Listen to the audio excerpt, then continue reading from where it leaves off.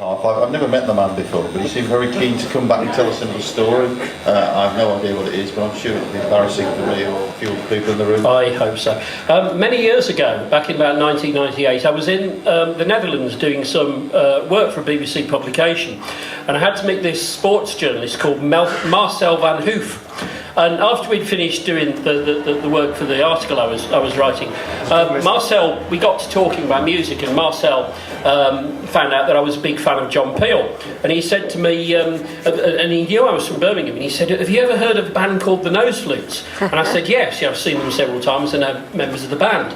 And he said that he had a whole wall of his room that was plastered with Noseflutes posters, and he got all their albums, and he actually sent me a photograph showing me this wall. It really did exist, and they'd done a tour in the Low Countries, and he'd been to see them. And I found out recently that Marcel van Hoof is now one of the leading DJs in the Netherlands, and he's described as the John Peel of the Netherlands.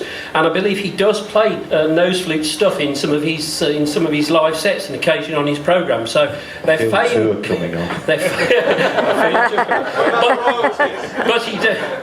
But Noseflutes fans can be quite unusual, and the one thing I will say is, actually, I say Marcel van Hoof, but about a year after I met Marcel, he phoned me up, and he was speaking with a very, very high-pitched voice, and he said his name is now Marcella van Hoof. So that's the type of fans you have. Enjoy the Noseflutes. Thank you greatly. You will always be my pop star.